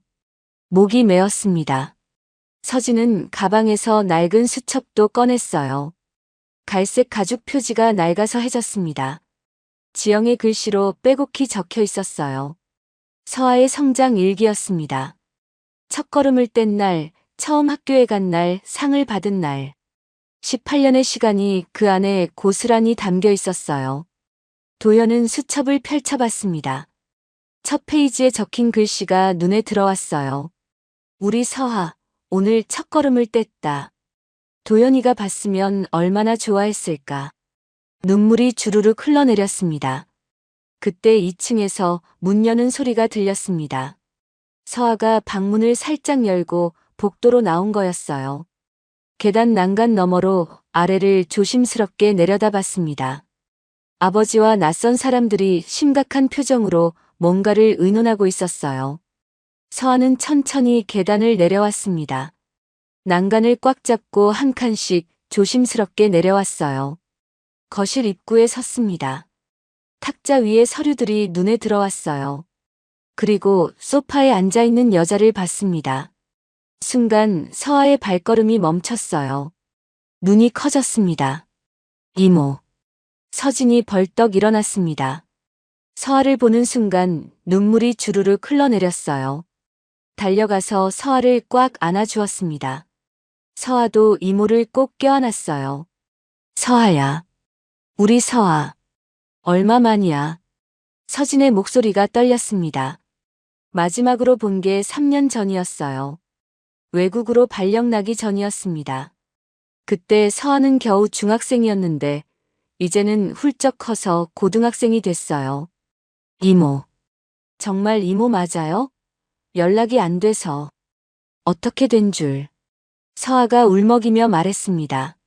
서진이 서하의 머리를 쓰다듬었어요. 미안해. 외국에서 일이 너무 바빠서. 연락도 제대로 못했지. 그런데 언니가 돌아가셨다는 소식 듣고. 정말. 서진은 말을 잇지 못하고 울었습니다. 서하도 이모 품에서 한참을 울었어요. 도연은 그 모습을 보며 눈시울을 붉혔습니다. 한참 후 서진이 서하를 놓아주고 말했습니다. 이제 괜찮아. 이모가 왔으니까. 그리고 아빠도 찾았잖아. 서하가 도연을 보며 작게 웃었습니다. 눈물 자국이 있는 얼굴이었어요. 도연은 신뢰하는 변호사와 홍보 담당 직원 2명을 급히 집으로 불렀습니다. 밤 10시가 넘은 시간이었지만 그들은 30분 만에 도착했어요. 거실 소파에 둘러앉았습니다. 도연이 낮은 목소리로 말했습니다. 모든 걸 공개합니다. 내일 오전에 기자회견을 열겠습니다. 완벽하게 준비해 주세요. 변호사가 증거들을 하나하나 꼼꼼히 살폈습니다. 사진을 보고 비디오 테이프 내용을 확인하고 녹음 파일을 들었어요. 한참을 검토하더니 고개를 끄덕였습니다. 법적으로 문제없는 증거들이었어요. 홍보 담당자가 노트북을 펴고 보도자료 초안을 작성하기 시작했습니다. 키보드 두드리는 소리만 조용한 거실에 울렸어요. 서하가 조심스럽게 물었습니다. 저도 기자회견에 나가야 하나요? 도연이 고개를 저었습니다. 단호했어요. 아니, 넌 나가지 않아도 돼. 내가 다 설명할게. 넌 카메라 앞에 설 필요 없어. 서하가 안도의 한숨을 쉬었습니다. 사실 무서웠거든요. 수많은 사람들 앞에 선다는 게. 다음 날 새벽 6시였습니다. 도연의 회사 법무팀은 검찰에 증거 자료를 제출했어요. 두꺼운 파일 3권 분량이었습니다. 동시에 주요 언론사에도 보도자료를 발송했습니다. 방송국 뉴스 데스크, 신문사 사회부, 인터넷 매체까지 모든 곳에 자료가 전달됐어요. 오전 8시 박선영의 집 초인종이 울렸습니다. 박선영이 부스스한 머리로 문을 열었어요. 경찰 4명이 서 있었습니다. 박선영 씨 사기 및 문서 위조, 미성년자 학대 혐의로 긴급 체포합니다. 박선영의 얼굴이 하얗게 변했습니다. 도망치려 했지만 이미 늦었어요. 손목에 차가운 수갑이 채워졌습니다. 경찰차에 태워져 경찰서로 향했어요. 같은 시각 회사에서는 긴급 이사회가 열렸습니다. 오전 9시였어요. 최진우는 아무것도 모르고 평소처럼 회의실에 들어왔습니다. 커피 잔을 들고 여유롭게 걸어왔어요. 그런데 분위기가 이상했습니다. 모든 이사들이 굳은 표정으로 앉아 있었어요. 차갑게 자신을 쳐다보고 있었습니다. 도연이 서류 뭉치를 최진우 앞 탁자에 던졌습니다. 쿵 소리가 나며 서류가 펼쳐졌어요. 최진우와 박선영의 통화 기록, 계좌이체 내역, 언론 조작을 지시한 이메일. 모든 게 낱낱이 드러났습니다. 최진우의 얼굴에서 핏기가 쫙 빠졌어요. 입술이 파르르 떨렸습니다. 손에 들고 있던 커피 잔이 바닥에 떨어져 깨졌어요. 도연이 차갑게 말했습니다. 부회장은 회사 자금을 횡령했고 불법 사채 조직과 결탁했으며 언론을 조작해 회장을 실각시키려 했습니다. 이는 배임과 업무방해, 명예훼손에 해당합니다. 이사들이 술렁거렸어요. 최진우는 변명하려 했지만 입이 떨어지지 않았습니다. 이사회는 만장일치로 최진우의 해임을 결정했습니다. 경비원 2명이 회의실로 들어왔어요. 최진우는 비틀거리며 일어났습니다. 억지로 끌려나가듯 회의실 밖으로 나갔어요. 복도를 지나는 동안 직원들이 모두 쳐다봤습니다. 오후 2시 도연의 회사 대회의실에서 긴급 기자회견이 열렸습니다. 100여 명의 기자들이 몰려들었어요. 방송 카메라만 10대가 넘었습니다. 카메라 플래시가 쉴 새 없이 터졌어요. 도연이 단상에 섰습니다. 깔끔한 검은색 정장을 입고 있었어요. 표정은 단호했지만 눈가에는 피곤함이 역력했습니다. 마이크를 잡고 천천히 또박또박 말했습니다. 오늘 이 자리는 진실을 말씀드리기 위해 마련했습니다. 최근 언론에 보도된 내용은 악의적으로 왜곡된 것입니다. 기자들이 펜을 들고 받아 적기 시작했어요. 윤서아는 제 친딸입니다. 18년 전 사랑했던 여인과의 사이에서 태어난 제 친딸입니다. 웅성거리는 소리가 회의실을 가득 채웠어요. 기자들이 서로 수군거렸습니다. 도연은 대형 스크린에 유전자 검사 결과를 띄웠습니다. 친자관계 확률 99.99%. 명확한 증거였어요. 그리고 박선영과 최진우의 범죄 증거도 차례로 보여줬습니다. 불법 대출 계약서, 돈거래 사진, 통화 녹음 파일. 모든 게 낱낱이 공개됐어요. 제 딸은 범죄 조직의 피해자였습니다. 미성년자를 상대로 한 불법 행위의 피해자였습니다. 이제 진실이 밝혀졌고 가해자들은 법의 심판을 받을 것입니다. 기자들이 손을 들어 질문하려 했지만 도연은 더 이상 대답하지 않았어요. 고개를 숙여 인사하고 단상에서 내려왔습니다. 그날 저녁 모든 뉴스가 이 사건을 톱으로 다뤘습니다. 아침에 나왔던 악의적인 기사는 완전히 사라졌어요. 언론의 프레임이 180도 바뀌었습니다. 서아는 집 거실에서 뉴스를 봤습니다. 화면에 아버지가 나왔어요. 당당한 모습이었습니다. 서아의 눈에서 눈물이 흘렀어요. 고마움의 눈물이었습니다. 도연이 집에 돌아왔습니다. 문을 열고 들어서는 순간 서아가 달려와 안겼어요. 아빠. 처음으로 부르는 호칭이었습니다. 도연은 서아를 꽉 안아주었어요. 긴 싸움이 끝났습니다. 도연은 서아를 꽉 안아주었습니다. 얼마나 듣고 싶었던 호칭인지 몰랐어요. 아빠라는 단어 하나가 이렇게 가슴을 뜨겁게 만들 줄은 몰랐습니다. 눈물이 주르륵 흘러내렸어요. 그래. 아빠야. 이제 아빠가 다 지켜줄게. 도연의 목소리가 떨렸습니다. 서아도 아버지 품에서 한참을 울었어요. 이숙자도 옆에서 같이 눈물을 흘렸습니다. 행복한 눈물이었어요. 다음 날부터 법적 절차가 빠르게 진행됐습니다. 검찰은 박선영을 정식 기소했어요. 사기, 문서 위조, 미성년자 학대 혐의였습니다. 박선영은 구속 상태로 재판을 받게 됐어요. 최진우도 마찬가지였습니다. 회사 자금 횡령, 배임, 명예훼손 혐의로 검찰 조사를 받았어요. 증거가 너무 명확해서 부인할 수도 없었습니다. 구속영장이 발부됐어요. 일주일 후 법원에서 중요한 판결이 나왔습니다. 서아 명의로 된 모든 사채 계약이 무효 처리됐어요. 미성년자가 보호자의 강압에 의해 맺은 계약은 법적 효력이 없다는 판결이었습니다. 3천만 원의 빚이 완전히 사라진 거였어요. 서아는 법원 복도에서 그 소식을 들었습니다. 옆에는 도현과 변호사가 서 있었어요. 서아는 그 자리에 주저앉아 울었습니다. 1년 넘게 짓눌렀던 무게가 한순간에 사라진 거였어요. 이제 정말 끝난 거예요? 도현이 서아의 어깨를 토닥였습니다. 그래, 이제 정말 끝났어.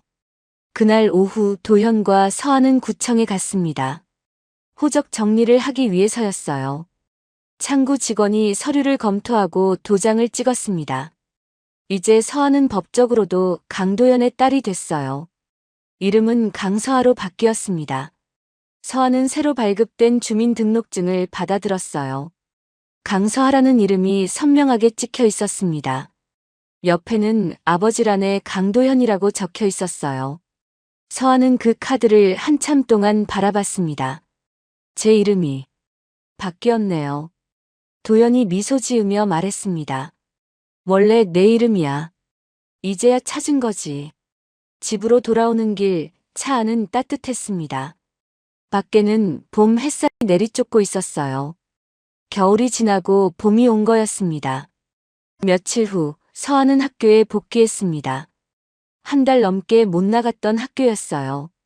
교복을 입고 거울을 봤습니다. 예전처럼 초췌하지 않았어요. 얼굴에 생기가 돌았습니다. 도연이 아침 식사 자리에서 물었습니다. 학교 가는 거 괜찮겠어? 서아가 고개를 끄덕였어요. 네, 이제 무섭지 않아요. 사채업자들도 다 잡혔잖아요. 도연은 운전기사에게 서아를 학교까지 데려다 주라고 했습니다. 서아는 처음에는 부담스러워했지만 도연이 괜찮다고 해서 받아들였어요. 학교 정문 앞에서 차가 멈췄습니다. 서아가 내리자 친구들이 달려왔어요. 걱정했던 친구들이었습니다. 서아야, 괜찮아? 뉴스 봤어. 정말 재벌 딸이었어? 서아는 친구들에게 간단히 설명했습니다. 친구들은 놀라워했지만 곧 축하해줬어요. 서아는 오랜만에 친구들과 함께 교실로 걸어갔습니다. 가벼운 발걸음이었어요. 주말이 됐습니다. 서아는 도연에게 조심스럽게 물었어요. 아빠, 엄마 산소에 가볼 수 있을까요? 도연이 고개를 끄덕였습니다. 이모 서진도 함께 가기로 했어요. 다음 날 오전 세 사람은 엄마의 산소가 있는 묘지로 향했습니다. 차로 1시간 거리였어요. 산 중턱에 있는 조용한 곳이었습니다. 묘비 앞에 섰습니다. 고 윤지영 지묘라고 새겨져 있었어요. 도연은 그 글씨를 보는 순간 다리에 힘이 풀렸습니다. 무릎을 꿇고 앉았어요. 지영아, 미안해. 정말 미안해. 도연의 목소리가 떨렸습니다. 서진도 옆에 앉아 눈물을 흘렸어요. 서아는 묘비 앞에 꽃을 놓으며 조용히 말했습니다. 엄마, 나 아빠 찾았어. 엄마가 사랑했던 사람. 나도 이제 아빠가 생겼어. 봄바람이 불어왔습니다. 나무 사이로 따뜻한 햇살이 비쳤어요. 세 사람은 한참을 그 자리에 앉아 있었습니다. 돌아오는 길 차 안에서 서진이 말했습니다. 언니가 가장 바랐던 게 이거였을 거예요. 서아가 아빠를 만나는 것. 도연이 백미러로 뒷좌석에 서아를 봤습니다. 서아는 창밖을 바라보고 있었어요. 평화로운 얼굴이었습니다. 집으로 돌아와 저녁 식사를 했습니다. 이숙자가 정성껏 차린 식탁이었어요. 따뜻한 국과 여러 반찬들이 놓여 있었습니다. 서아가 밥을 먹다가 말했습니다. 아빠, 저 공부 열심히 할 거예요. 나중에 변호사가 되고 싶어요. 도연이 놀라서 물었어요. 변호사? 서아가 고개를 끄덕였습니다. 저처럼 힘든 사람들을 도와주고 싶어요. 약한 사람들 편에 서는 변호사요. 도연의 눈시울이 붉어졌습니다. 대견했어요. 고난을 겪었지만 그 경험을 다른 사람을 돕는데 쓰고 싶다는 딸이 자랑스러웠습니다. 아빠가 끝까지 응원할게. 네가 원하는 거라면 뭐든지. 서아가 환하게 웃었습니다. 오랜만에 보는 진짜 웃음이었어요. 밤이 됐습니다. 서아는 자기 방에서 책상에 앉아 있었어요. 오랜만에 펼친 교과서였습니다. 공부를 시작했어요. 집중이 잘 됐습니다. 더 이상 빚 걱정도 사채업자 걱정도 없었으니까요. 노크 소리가 들렸습니다. 도연이 문을 열고 들어왔어요. 손에는 따뜻한 우유 한 잔이 들려 있었습니다. 공부하느라 힘들지? 이거 마셔. 서아가 우유를 받아 마셨습니다. 달콤하고 따뜻했어요. 도연이 서아의 머리를 쓰다듬었습니다. 무리하지 마. 천천히 해도 돼. 서아가 도연의 손을 잡았어요. 아빠 행복해요. 정말 행복해요. 도연도 웃었습니다. 진심 어린 미소였어요. 나도 정말 행복해. 창밖으로 달빛이 비쳤습니다. 고요하고 평화로운 밤이었어요. 폭설 속에서 시작된 이야기는 이제 따뜻한 봄날로 접어들고 있었습니다. 도망치던 아이는 이제 더 이상 도망치지 않았어요. 지켜줄 아버지가 있었고 돌아갈 집이 있었으니까요. 서아는 그날 밤 오랜만에 악몽 없이 깊은 잠에 빠져들었습니다. 시간이 흘렀습니다. 폭설이 내렸던 그날로부터 6년이 지났어요. 계절은 다시 봄이었습니다. 벚꽃이 만개한 따뜻한 봄날이었어요. 24살이 된 서아는 로스쿨 1학년생이 됐습니다. 고등학교를 졸업하고 대학교 법학과를 우수한 성적으로 마쳤어요. 그리고 올해 로스쿨에 합격했습니다. 어렵게 공부한 보람이 있었어요. 꿈을 향해 한 걸음씩 나아가고 있었습니다. 그날 오후 서아는 대학교 법률 상담센터에 앉아 있었습니다. 책상 위에는 무료 법률 상담 팻말이 놓여 있었어요. 서아는 자원봉사로 매주 수요일 오후마다 이곳에서 상담을 했습니다. 아직 변호사는 아니었지만 기본적인 법률 정보는 안내할 수 있었어요. 창밖으로 봄바람이 불어왔습니다. 캠퍼스 곳곳에 벚꽃이 흩날리고 있었어요. 학생들이 웃으며 지나다녔습니다. 문이 열리고 한 여자가 들어왔습니다. 30대 초반쯤 되어 보이는 여자였어요. 얼굴이 수척했고 눈 밑에는 다크서클이 짙었습니다. 17살쯤 되어 보이는 딸을 데리고 왔어요. 딸의 교복 치마는 조금 낡아 보였습니다. 안녕하세요. 편하게 앉으세요. 서아가 부드럽게 말했습니다. 여자는 조심스럽게 의자에 앉았어요. 딸도 옆에 앉았습니다. 딸의 손은 계속 떨리고 있었어요. 손톱을 물어뜯은 흔적이 보였습니다. 무슨 일로 오셨어요? 천천히 말씀해 주세요. 여자가 떨리는 목소리로 말하기 시작했습니다. 시어머니가 딸 명의로 대출을 받았다는 내용이었어요. 미성년자인 딸은 전혀 모르는 일이었습니다. 빚이 점점 불어나 이제는 2천만 원이 넘었다고 했어요. 사채업자들이 학교 앞까지 찾아와서 딸을 괴롭힌다고 했습니다. 서아는 그 이야기를 듣는 동안 가슴이 쿵쿵 뛰었습니다. 6년 전 자신의 모습이 생생하게 떠올랐어요. 폭설 속을 뛰어다니던 그날이, 차에 올라탔던 그 순간이, 무릎에서 피가 나던 그 기억이 모두 떠올랐습니다. 서아는 심호흡을 한 번 하고 차분하게 말했습니다. 괜찮아요. 충분히 해결할 수 있어요. 미성년자 명의의 대출은 법적으로 무효예요. 보호자가 임의로 한 계약은 효력이 없습니다. 여자의 눈에 희망이 보였습니다. 6년 동안 짓눌려 있던 표정이었는데 처음으로 밝아졌어요. 서아는 노트를 꺼내 필요한 서류 목록을 적어주기 시작했습니다. 주민등록 등본, 가족관계 증명서, 대출 계약서 사본. 하나하나 자세히 설명했어요. 그리고 진행 절차도 단계별로 알려줬습니다. 일단 경찰에 신고하셔야 해요. 그리고 이 변호사님께 연락하세요. 서아는 아버지 회사의 법무팀 변호사 연락처를 적어줬습니다. 믿을 수 있는 분이었어요. 서아가 조용히 덧붙였습니다. 사실, 저도 6년 전에 똑같은 일을 겪었어요. 사채업자들한테 쫓기고 어디로 가야 할지 몰라서 정말 힘들었어요. 여자와 딸이 놀라서 서아를 봤습니다. 서아는 작게 웃으며 계속 말했어요. 그런데 지금은 이렇게 괜찮아요. 도와주는 사람들이 나타났고 법이 저를 지켜줬어요. 이 친구도 꼭 괜찮아질 거예요. 딸이 처음으로 고개를 들었습니다. 눈에는 눈물이 가득했어요. 서아는 휴지를 건네주며 손을 잡아줬습니다. 따뜻한 손길이었어요. 상담이 끝나고 모녀가 나갔습니다. 나가면서 여러 번 고개를 숙여 인사했어요. 서아는 그들이 복도를 걸어나가는 모습을 지켜봤습니다. 가슴이 뭉클했어요. 저녁이 됐습니다. 서아는 집으로 돌아왔어요. 현관문을 열자 맛있는 냄새가 났습니다. 이숙자가 저녁을 준비하고 있었어요.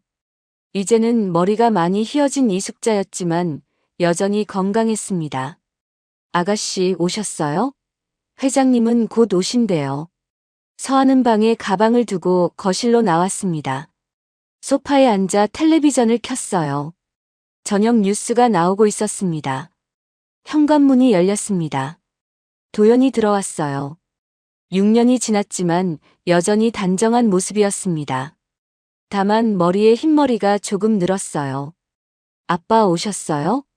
서아가 일어나 도연을 맞이했습니다. 도연이 서아의 머리를 쓰다듬었어요. 오늘 상담은 어땠어?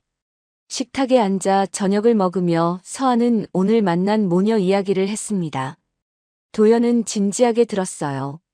잘했어. 네가 그 사람들한테 큰 희망이 됐을 거야. 서아가 밥을 먹다가 말했습니다. 아빠, 저 이번 학기 성적 장학금 받았어요. 도연의 얼굴이 환해졌습니다.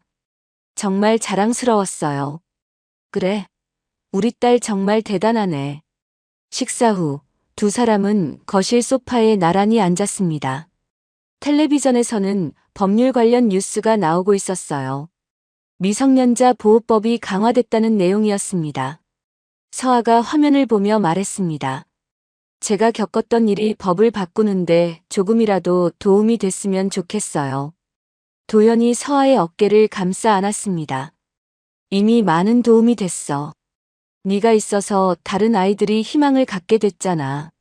주말이 됐습니다. 서아와 도연은 함께 엄마의 산소를 찾았어요. 6년 동안 매달 한 번씩 빠지지 않고 찾아갔습니다. 묘비 앞에 꽃을 놓았습니다. 서아가 조용히 말했습니다. 엄마, 저 이번에 성적 장학금 받았어요. 열심히 공부하고 있어요. 나중에 엄마처럼 강한 사람 도와주는 변호사 될 거예요. 봄바람이 불었습니다. 나무 사이로 따뜻한 햇살이 비쳤어요. 돌아오는 길 차 안에서 도연이 물었습니다. 다음 주 주말에 이모 오신대. 같이 저녁 먹을까? 서아가 환하게 웃었습니다. 좋아요. 이모한테 보여드릴 게 많아요. 집에 도착해 서아는 자기 방으로 들어갔습니다. 책상 위에는 법학책들이 가지런히 놓여 있었어요. 서아는 의자에 앉아 책을 펼쳤습니다. 창밖을 봤어요. 6년 전 폭설이 내렸던 그 겨울이 떠올랐습니다. 추위에 떨며 도망치던 자신의 모습, 그리고 따뜻한 차 안으로 들어갔던 그 순간. 서아는 작게 웃었습니다. 그때 문을 열지 않았다면 지금의 자신은 없었을 거예요. 용기를 내서 문을 연 자신이, 그리고 자신을 받아준 아버지가 고마웠습니다.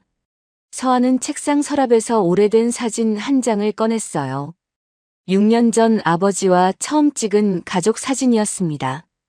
어색하게 웃고 있는 자신과 아버지의 모습이 담겨 있었어요. 지금은 많이 달라졌습니다. 더 이상 불안해하지 않았고, 더 이상 숨지 않았어요. 당당하게 자신의 길을 걷고 있었습니다. 도망치던 아이는 이제 누군가의 길이 되고 있었어요. 자신처럼 힘든 사람들에게 희망이 되고 있었습니다. 서아는 사진을 다시 서랍에 넣고 책을 펼쳤습니다. 공부할 게 많았어요. 변호사가 되려면 아직 갈 길이 멀었습니다. 하지만 괜찮았어요. 서두르지 않아도 됐습니다.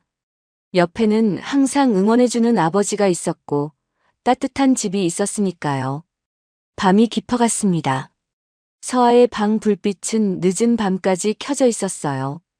꿈을 향해 한 걸음씩 나아가는 따뜻한 밤이었습니다.